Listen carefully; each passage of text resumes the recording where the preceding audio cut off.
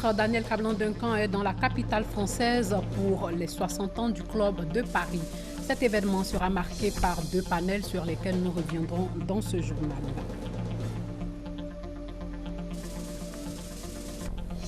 Bruno Nabagné-Koné a donné son point de vue sur les questions liées à l'éducation, à la santé, à la cherté de la vie. C'était au cours d'une rencontre qui regroupait différentes couches sociales.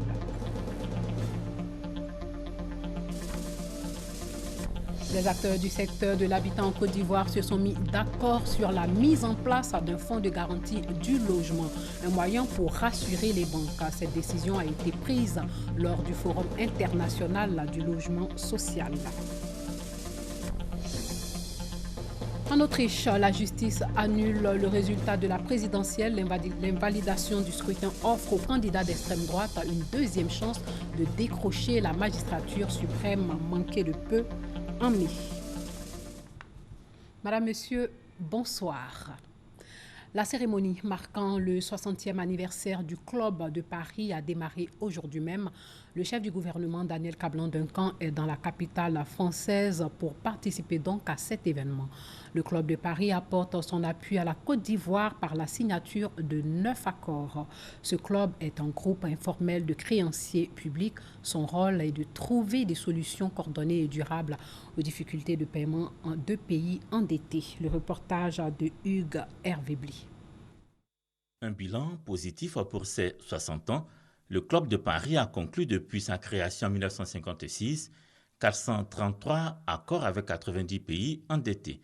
Le montant total de la dette traitée par les accords du club s'élève à 583 milliards de dollars.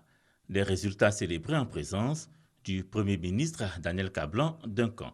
À cette célébration des 60 ans du Club de Paris, la solidité de l'économie ivoirienne a été reconnue publiquement. Je pense que le Club de Paris, mais c'est au fond la Côte d'Ivoire qui serait mieux placée pour le dire, a joué tout son rôle aux côtés de la Côte d'Ivoire pour lui permettre de retrouver aujourd'hui en particulier une stabilité.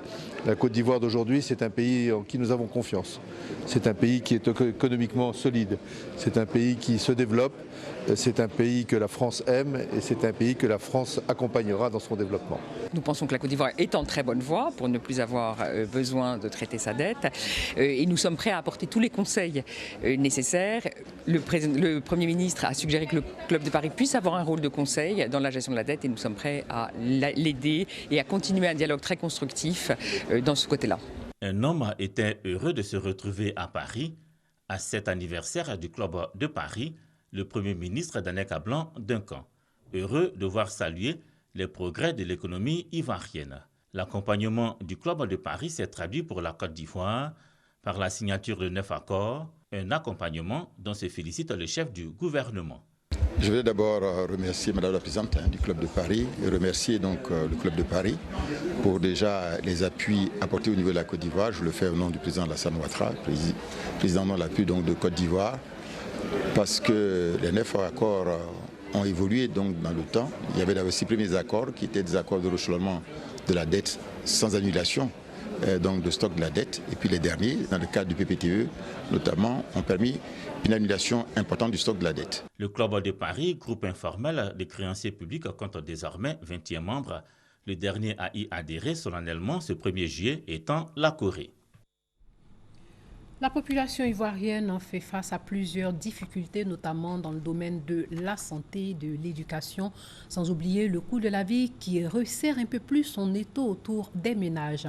Une population qui cherche à comprendre pourquoi ces difficultés tardent à être réduites. Des préoccupations auxquelles le porte-parole du gouvernement, Bruno Nabagné-Koné, a donné des réponses. 3 heures d'échange avec le porte-parole du gouvernement. Au menu, des questions essentielles dans la vie de la nation. Les participants, pour l'essentiel des citoyens lambda, se sont exprimés sans détour. Je suis à la retraite. Il y a au moins 4 enfants garçons qui sont assis là-bas, qui a bac. Mais où le travail là maintenant? Ma préoccupation se trouve dans le domaine de l'emploi. Et l'université vit actuellement une insécurité totale. Et le gouvernement semble, en tout cas muet ou sourd, à ce problème. Les questions d'insécurité que vous évoquez, aujourd'hui, nous pensons qu'elles se sont fortement améliorées partout. Sur les autres aspects de la cherté de la vie, nous avons reconnu effectivement qu'il y avait des efforts à faire, pas seulement par le gouvernement, par l'ensemble de la population. Il faut effectivement que nous intensifions notre production de produits vivriers.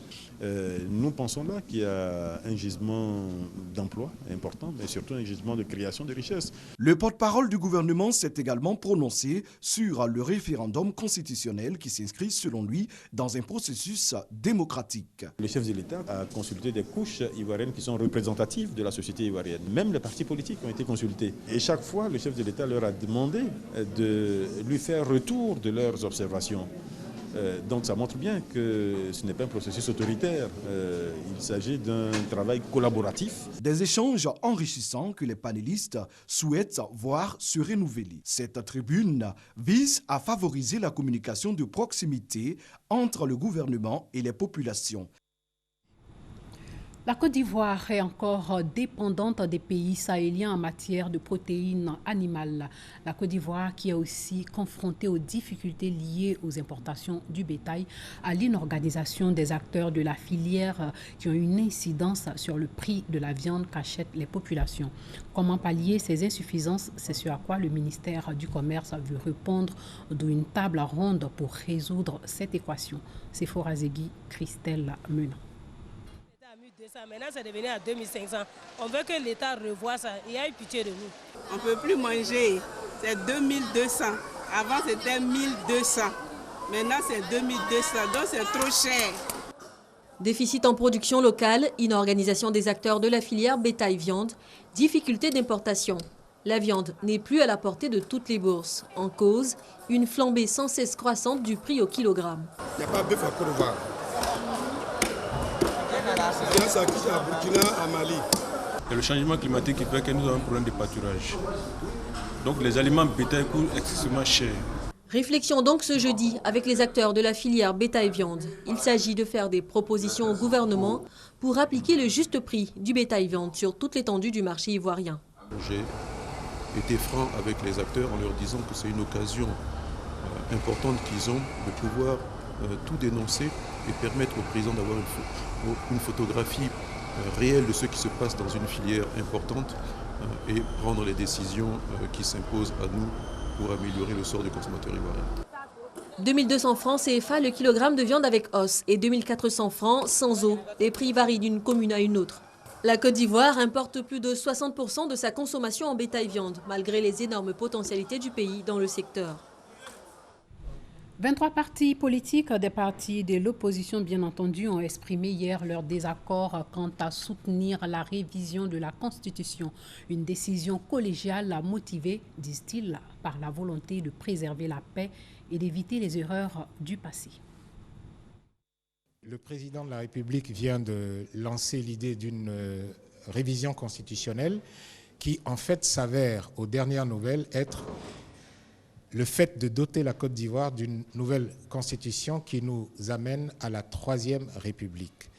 Face à cette initiative, les partis politiques que nous sommes, 23 au total, tous de l'opposition, ont décidé de rejeter la démarche. Nous souhaitons simplement que si une nouvelle constitution doit être faite en Côte d'Ivoire, qu'il y ait une démarche qui sied, à savoir la mise en place d'un conseil national délibérant qui est une constituante et qui permettra, avec le temps qu'il faudra, 5, 6, 7 mois, de recueillir les avis de toutes les couches socio-professionnelles de la nation et confier ce travail à un comité de rédaction qui pourra après le donner à des experts pour la mise en forme.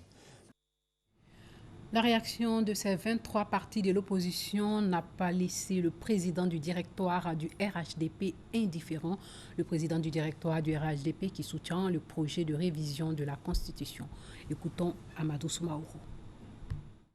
Cette Constitution de 2000 est en partie à la base de tout ce que la Côte d'Ivoire a connu comme problème, de tout ce que la Côte d'Ivoire a connu comme drame. Parce que c'est une Constitution qui renferme à son sein beaucoup de dispositions conflictuelles. beaucoup de dispositions discriminatoires. Nous nous rappelons, le plus illustre de ces articles, c'est l'article 35. Le souci du président Alassane Ouattara, c'est de laisser à notre pays une constitution qui rassemble les Ivoiriens. Une constitution qui stabilise la Côte d'Ivoire afin que nous puissions être au rendez-vous du développement et de la croissance. Le président Alassane le dit, il n'est pas candidat à sa propre succession. Il aurait pu ne pas s'intéresser et faire son dernier mandat et partir. Alors quand l'opposition fait la déclaration qu'elle a faite, c'est ce que nous appelons une opposition de principe. Le chef de l'État l'a dit et continue de le dire, il est ouvert au dialogue, il est ouvert à la discussion. Une fois la constitution élaborée, le chef de l'État n'a pas décidé que cette constitution sera adoptée en Conseil des ministres. Cette constitution ira à l'Assemblée nationale. L'Assemblée nationale qui est l'expression de la volonté populaire, de la volonté des Ivoiriens. Et ensuite, cette constitution sera soumise au référendum. C'est-à-dire, l'occasion sera donnée à chaque Ivoirien, à chaque Ivoirienne de dire oui ou non sur le projet qui sera proposé. Nous disons au chef de l'État qu'il a notre soutien. Il a le soutien non seulement du RDR, il a le soutien du RHDP, l'expression majoritaire aujourd'hui dans le pays. Nous l'encourageons, nous l'accompagnerons dans sa volonté de laisser à la postérité, de laisser à la Côte d'Ivoire des institutions modernes, des institutions fortes, des institutions qui rassemblent les Ivoiriens, des institutions qui n'excluent pas, des institutions qui ne créent pas des Ivoiriens à deux vitesses. Le gouvernement a un objectif en matière de logements sociaux, offrir 250 000 logements d'ici à 2020. Sachez que de 2011 à 2015, cet objectif était de 60 000 logements. Aujourd'hui, à peine 3 000 logements sociaux ont été construits. À ce rythme, si des solutions ne sont pas trouvées, l'objectif du gouvernement ne sera pas atteint. C'est pourquoi les acteurs du secteur du logement ont décidé de mettre en place un fonds de garantie du logement. Herman Niamian était au Forum international du logement social où cette décision a été prise.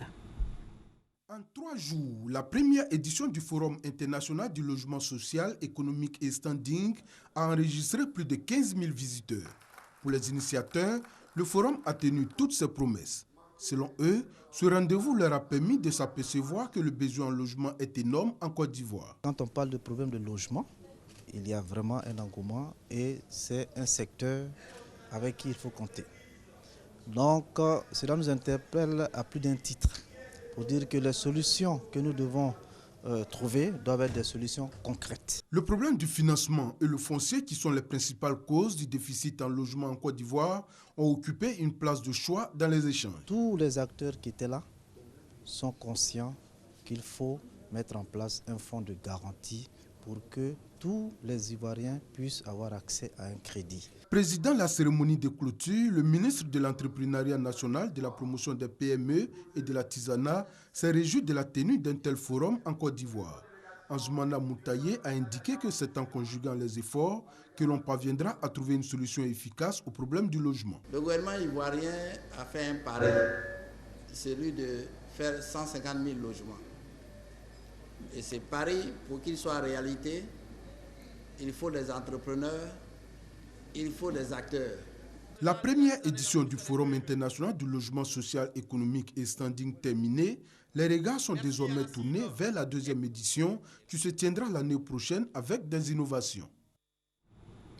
Le quotidien des populations n'est pas reluisant. En tout cas, de nombreux fonctionnaires tentent de survivre depuis de nombreuses années avec des prêts usuraires, des prêts qui les étouffent et ne résolvent pas pour autant leurs problèmes. Et ce sont 70% des fonctionnaires qui sont victimes de cette solution suicidaire. Une ONG a décidé de lutter contre ce phénomène. Voyons comment elle compte s'y prendre dans ce reportage de Aurélia Droukoula et de Grassa Kandou. À certaines étapes de la vie, on ne parle plus de dignité, mais on parle de survie. Lorsqu'un problème vous arrive, qu'il vous dépasse et que vous avez un engagement à la banque, ne pouvant plus faire face à la banque, ne pouvant plus faire face à ce problème, vous êtes obligé de vous orienter vers d'autres sources. Monsieur Margouya. 6 milliards par mois, c'est le gain que réalisent les usuriers, communément appelés Margouya, à travers les prêts octroyés à plus de 70% des fonctionnaires en Côte d'Ivoire. Un constat que fait l'ONG Entraide des fonctionnaires agents de l'État et assimilés en difficulté de Côte d'Ivoire et FATSI. L'usure est le fait de prêter de l'argent à un taux exorbitant. Elle constitue un cercle vicieux d'endettement pour bon nombre de fonctionnaires ivoiriens dont les cartes bancaires deviennent la propriété des usuriers. Il confisque la carte, c'est lui qui a le code de la carte magnétique, c'est lui qui opère.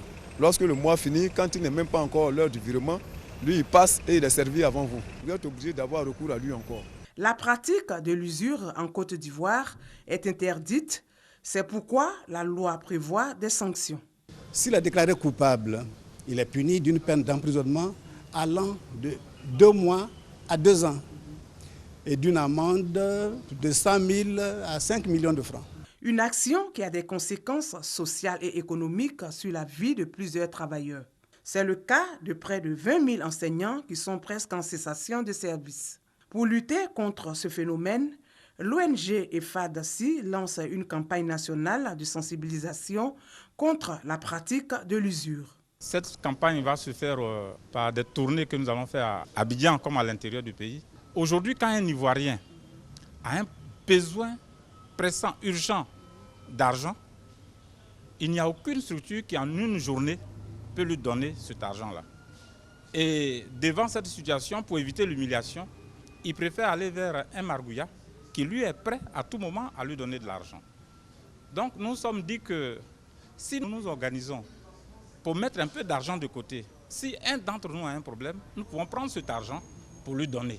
Depuis sa création en 2004, l'ONG EFAT à Côte d'Ivoire a libéré plus de 300 personnes victimes des pratiques des Margouya.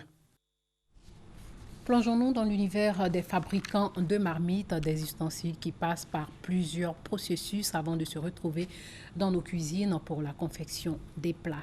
Une activité qui nourrit plusieurs familles perpétuellement. Et Honorine Anigori sont allés à la rencontre de quelques fabricants de marmites.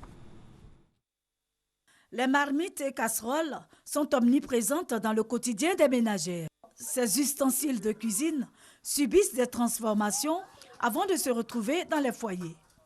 Avec leurs mains habiles et les outils très rudimentaires, moules de bois, pièces de métal, quelques vieilles boîtes de canettes, ces artisans sortent de leur atelier ces marmites et casseroles. Ces ustensiles de cuisine sont prisés par les ménagères.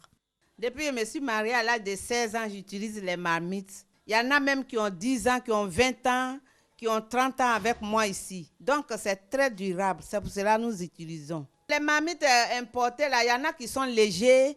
Si tu utilises quelques jours après, ça pèse, ça se pèse, tu ne peux plus arranger. Alors que ce qu'on fabrique sur place ici, là, nous les connaissons et puis c'est des bons fabricants, ils fabriquent bien. Ça fait plus de 10 ans que j'ai ça. Ça prépare bien. Moi, je préfère ça par rapport à... J'ai les marmites importées aussi, mais je préfère préparer avec ça. Bon, c'est un peu plus lourd. J'ai l'impression que qu'on achète notre marmite, ça ne dure pas. Et ce qui vient chez nous, en tout cas, c'est durable. Quand tu payes, ça peut faire au moins 10 ans, 15 ans. Et c'est pour ça que je suis là. Je suis venu me renseigner, comment les vend, les prix, souvent les prix varient. Je suis là. Mais le prix abordable. Oui, le prix abordable. Certains observateurs accusent ces artisans de détruire les garde-fous et certaines installations publiques pour confectionner leurs marmites. On ne vole pas. Il y a les pièces des véhicules qui sont usées, que les mécaniciens nous fournissent aussi. Il y a certaines ménagères qui viennent avec les casseroles ou les marmites usées qu'on refait. Voilà. Jamais en aucun cas on demande à quelqu'un d'aller voler. Vrai ou faux? Dans tous les cas, la matière première trouvée est fondue dans un récipient à température très élevée. Le liquide obtenu est versé dans un moule et ensuite la marmite est ôtée du four. Ces artisans exercent cette activité depuis longtemps et le métier nourrit son homme. En tout cas, ça nous nourrit bien parce qu'on est né dedans. Nos parents, ils ont fait fatiguer. Mais c'est un père de famille, ici père de 6 enfants. Donc je me défends, je nourris toute ma famille dedans. Donc Dieu merci. Je m'habille dedans, je n'ai pas l'école de mes enfants avec. Bon, c'est l'argent, on n'arrive pas à garder, sinon. Les besoins, on arrive à le faire. En attendant de réglementer ce corps de métier, nos artisans continuent de vaquer à leurs occupations sous ces abris de fortune. Le réseau ivoirien de suivi et d'évaluation veut prendre une part active dans la politique de développement en Côte d'Ivoire. Ce réseau veut veiller à ce que les projets en faveur de communautés soient bien menés. Cette organisation privée, avec l'appui du PNUD, du gouvernement ivoirien et de bien d'autres organisations de jeunesse, forme depuis quelques jours 30 jeunes. Le but, faire de ces jeunes des experts dans le domaine de suivi-évaluation. Herman Niamian était à l'université Félix Houphouët-Boigny de Cocody. C'est là-bas que ces jeunes ont été formés. Depuis 2011, l'État ivoirien a inscrit la question de l'emploi des jeunes au cœur de son action gouvernementale. Et d'après l'agence Emploi Jeunes, ce sont jusqu'en 2015 environ 2 millions d'emplois et des milliers de micro-projets communautaires qui ont été créés. Des micro-projets dont les résultats dépendent d'un contrôle nécessaire, le suivi-évaluation. Les projets, lorsque vous les écrivez, c'est pour atteindre un certain nombre d'objectifs. Si vous commencez à mettre en œuvre un projet donné, s'il n'y a pas de suivi du projet pour voir si le projet s'effectue conformément au cahier des charges, conformément aux objectifs qui ont été assignés au projet, mais vous avez toutes les chances de dériver. Le suivi et l'évaluation des activités d'un projet sont donc essentiels pour juger de la progression réalisée en direction des objectifs et des résultats. C'est pourquoi, pour l'atteinte des objectifs du développement durable, le RISE, le réseau ivoirien de suivi et d'évaluation, propose son expertise. En réunissant ici ces 30 jeunes gens issus des organisations de jeunesse, ils comptent en faire des experts évaluateurs capables de porter assistance aux communautés bénéficiaires de projets. Une initiative qui cadre bien avec la vision du gouvernement et des institutions internationales. Donner la possibilité aux jeunes de pouvoir évaluer leurs pairs, c'est vraiment une démarche qui est très inclusive et qui est très pertinente. Ce sont eux qui sont bénéficiaires, qui vont surtout évaluer. La formation de ces jeunes qui a débuté le mardi 28 juin prendra fin le 1er juillet. Une nouvelle émission économique sera diffusée sur la RTI. Flash Bourse, c'est le nom de l'émission. Une émission produite par la Bourse régionale des valeurs mobilières et la RTI en partenariat avec la BC Bourse et Piment Bleu Communication. Flash Bourse va rendre la culture boursière accessible aux populations et amateurs du monde des finances et des financiers. Le reportage de Francis Boifo. Flash Bourse. Désormais, dans les programmes de la RTI du lundi au vendredi à 20h45 et dimanche après le journal télévisé de 13h sur RTI 1. C'est une première dans la zone UEMOA. Flash Bourse est né de la volonté des directeurs généraux de la Bourse régionale des valeurs mobilières BRVM et de la RTI. La bourse a ses codes. Vous pouvez avoir une épargne qui du jour au lendemain passe de 100 000 à 98 000, à 95 000, remonte à 105 000, remonte à 110 000. Donc il faut expliquer tout cela aux populations. Donc notre rôle à nous, c'est de rendre accessible cet univers. Rendre accessible l'univers de la bourse avec certainement une émission qui cible les populations, les amateurs du monde des finances et des financiers. On a voulu commencer d'abord par une analyse financière technique, donc des différentes actions cotées en bourse, l'évolution des index sur la semaine et de manière quotidienne.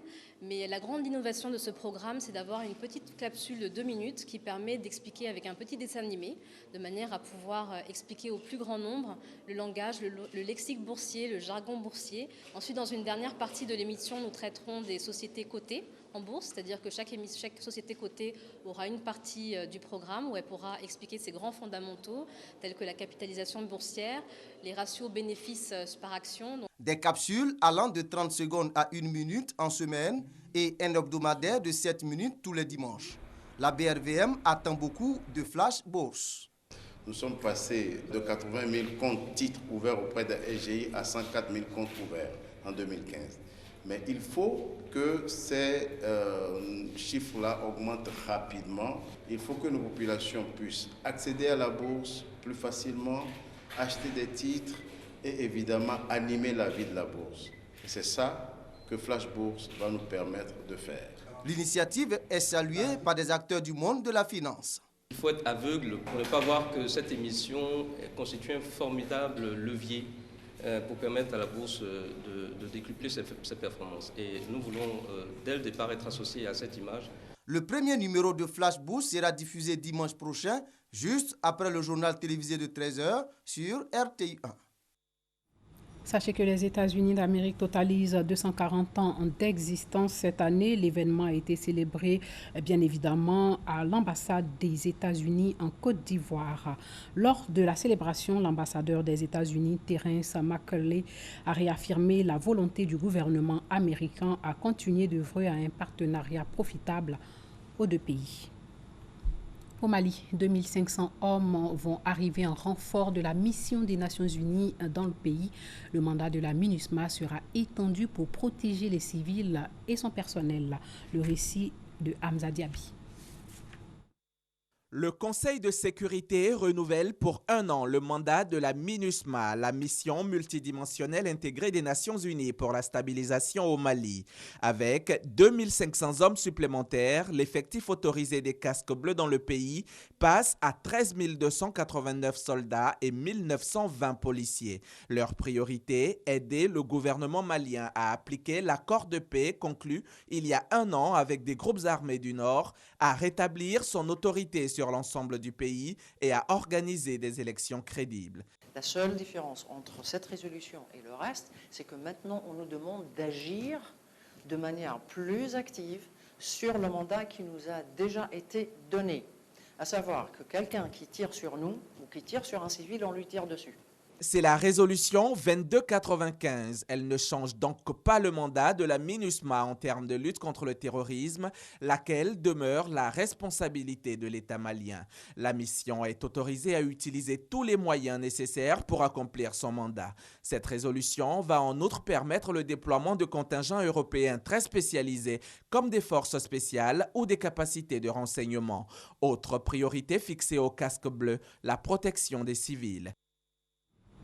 Les Autrichiens vont retourner aux urnes pour élire un président après un coup de théâtre sans précédent, l'invalidation du scrutin qui offre au candidat d'extrême droite, à Norbert Hofer, une deuxième chance de décrocher la magistrature suprême manquée de peu en mai. La Cour constitutionnelle, la plus haute juridiction du pays, a donné raison aujourd'hui même au recours du parti d'extrême droite qui contestait la régularité de l'élection présidentielle. Coup de théâtre, il y aura un autre second tour pour la présidentielle en Autriche. La Cour constitutionnelle a invalidé le résultat du 22 mai dernier pour raison d'irrégularité. L'annulation des élections n'a pas été causée par des manipulations, mais par une erreur de formalité et par une mauvaise application de la procédure de vote. L'enquête et les auditions de la Cour ont permis de confirmer que plusieurs dizaines de milliers de bulletins provenant du vote par correspondance avaient été dépouillés de façon irrégulière, soit en dehors des heures légales, soit par des personnes non habilitées. Les votes par correspondance représentaient 16,7% des suffrages exprimés. Je voudrais aussi préciser que la Cour constitutionnelle insiste sur le fait que le vote postal était légitime et la procédure a été faite dans le respect de la loi. Mais elle insiste sur le fait qu'il y ait eu des problèmes avec le vote et de grosses erreurs de formalité. Notre objectif est désormais de former méticuleusement les personnes en charge de contrôler la procédure de vote. Cette décision d'annulation fait suite à un recours déposé par le candidat malheureux de l'extrême droite, Norbert Hofer. Il avait été battu de justesse par l'écologiste Van der Bellen, donné vainqueur avec 50,3% des voix. Le deuxième duel devra se tenir dans les mois à venir. Pour l'heure, l'intérim à la tête de l'État sera assuré par la présidence de la Chambre basse du Parlement. La Slovaquie a la lourde responsabilité d'occuper la présidence tournante de l'Union européenne durant les 6 prochains mois. Un vrai défi pour ce pays, pour ce petit pays de plus de 5 millions d'habitants. L'agenda va être logiquement dominé par le Brexit et il va s'agir dans les mois qui viennent de continuer à faire fonctionner l'Union à 27 alors qu'elle est suspendue au début des négociations du divorce avec le Royaume-Uni. Et puis sachez qu'au Bangladesh, au moins 2 policiers ont été tués, plusieurs autres blessés et une prise d'otage serait en cours dans un restaurant du quartier diplomatique de Dakar, visé ce soir par une fusillade nourrie revendiquée par le groupe État islamique. L'attaque a fait plus de 20 morts de différentes nationalités. Voilà, c'est tout pour ce soir. Merci de nous avoir suivis et portez-vous bien.